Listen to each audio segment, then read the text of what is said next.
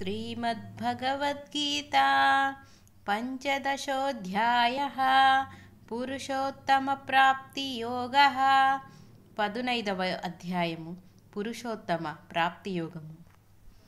శ్రీభగవానువాచ ఊర్ధ్వమూలమధః శాఖం అశ్వత్థం ప్రాహురవ్యయం ఛందసాంసి యస్య పర్ణాని యస్తం వేద స వేదవిత్. భగవానుడు చెప్పెను, సంసారము అశ్వత్థ వృక్షముతో పోల్చనగును. కాని ఈ వృక్షమునకు వేళ్ళు పైనను కొమ్మలు క్రిందకని ఉండును. ఇది నాశనం లేనిదని చెప్పుదురు. వేదములే ఈ చెట్టు యొక్క ఆకులు. ఈ వృక్షతత్వము చక్కగా నెరిగినవాడు వేదవిదురుడే. అధశ్చోధ్వం ప్రసుత్య శాఖాః గుణ ప్రవృద్ధా విషయ ప్రవాలాః అధచ్చ మూలాన్యున సంతతాని కర్మానుబంధీని మనుష్యలోకే. ఈ వృక్షం యొక్క శాఖలు పైకి క్రిందకి కూడా వ్యాపించినవి. ఇవి ప్రకృతి గుణములచే పుష్టి నొందుచున్నవి. విషయ సుఖములే వీటి లేత చిగుళ్ళు. ఈ వృక్షము యొక్క వేళ్ళు మనుష్యలోకమందు పుణ్యపాప కర్మబంధముల వలన క్రిందకును కూడా వ్యాపించినవి. నరూపమసహ్యేత తథోపలభ్యతే నాంతో నాదిర్న చ ప్రసంప్రతిష్ఠా. అశ్వత్థమేనం సువిరూఢమూలం అసంగళస్త్రేణ దృఢేన చిత్వా తతః పదం తత్పరిమార్గితవ్యం యస్మిన్ గతా న నివర్తంతి భూయః తమేవ చాద్యం పురుషం ప్రపద్యే యతః ప్రవృత్తిః ప్రసూతా పురాణి. ఆ వృక్షం యొక్క స్వరూప స్వభావములను ఇట మనుజులకెరుకను పడవు. దానికి ఆద్యాంతములు స్థిరమగు ఉనికియును లేదు. దృఢముగా వ్రేళ్లు పారియున్న ఈ అశ్వత్థ వృక్షమును అనాసక్తి లేక వైరాగ్యమును తీవ్ర శస్త్రముల చేత తెగనరికి పిమ్మట ఎటచేరిన మరలా తిరిగి ఇహలోకమునకు లేక సంసారంలోనికి రాబడిది లేదో అట్టి పరమపదమును అన్వేషింపవలెను. ఏ పరమపురుషుల నుండి అనాది కాలము నుండి భూతజాలములు ప్రవాహ రూపములుగా ప్రభవించుచున్నవో అట్టి ఆది పురుషుని శరణుజొచ్చెదను. జీవరాశుల ఉత్పత్తి పరమాత్ముడి నుండే. కావుననే సంసార వృక్షము యొక్క మూలములు పైనున్నవి. ప్రకృతియే ఈ వృక్షము యొక్క మ్రాను. త్రిగుణములే దీని కొమ్మలు. విషయ సుఖములే చిగుళ్ళు. వేదములే దీని ఆకులు. ఈ ఆకు ఈ వృక్షము మొదట పైనుండి క్రిందకు వ్యాపించినను పిమ్మట క్రింద నుంచి పైకి, పైనుండి క్రిందకు బిగువుగా అల్లుకొని దాని ఆద్యాంతములు గాని స్వరూప స్వభావములు గాని తెలుసుకొనుటకు వీలులేనంత నిబడమగుచున్నది. ఏదేమైనా చెట్టును చంపుటకు దాని వేరును ఛేదించిన చాలును. అట్లే ఈ సంసార వృక్షమును కూడా నాశనముందించుటకు మూలచ్ఛేదమునర్పవలెను.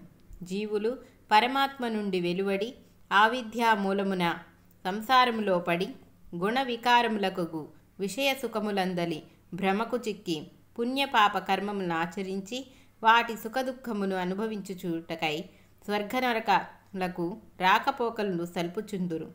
ఈ కర్మమూలములే జీవులను సంసారమందు బంధించి ఊర్ధ్వ అధోలోకమందు త్రిప్పుచుండును. దీనినే భగవానుడు వృక్షశాఖల మీద నుండి క్రిందికిని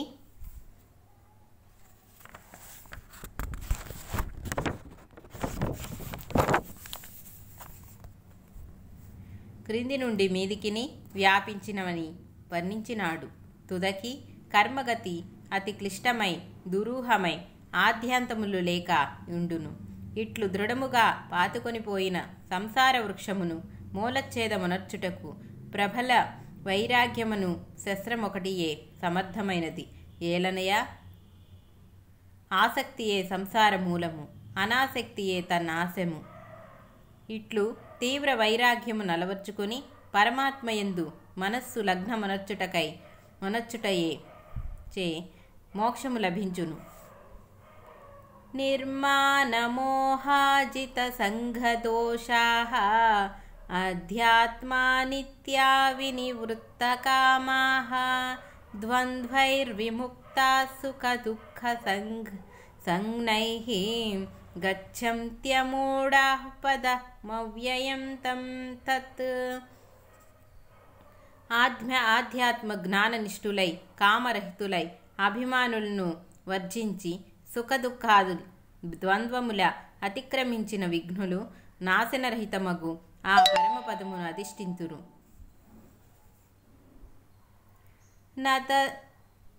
నతద్భాసతే సూర్యః న శశాంకో న పావకః యద్భక్తత్వాన నివర్తంతే తద్ధామ పరమం మమ. ఆ పరమపదమును సూర్యుడు గాని చంద్రుడు గాని అగ్ని గాని ప్రకాశింపజేయలేరు, అనగా అది స్వయం ప్రకాశము. ఆ స్థానమును చేరిన వారు ఈ ప్రపంచంలోనికి రారు, అనగా జన్మనెత్తరు. అదియే నా స్థానము. మమైవాంశో జీవలోకే జీవభూతః సనాతనః మనశ్చష్టానీంద్రియాణి ప్రకృతిస్థాని కర్షతి. నా యొక్క అంశయే అనాది కాలము నుండి ఈ జీవలోకమందు లేక సంసారమందు జీవత్వమునంది ప్రకృతి వికారములగు మనస్సును జ్ఞానేంద్రియ పంచకములను ఆకర్షించుకొనుచున్నది. జీవుడు భగవతంశయే, మనస్సు ప్రకృతి అంశ. మనోమాలిన్యము వలననే ఈశ్వరాంశయగు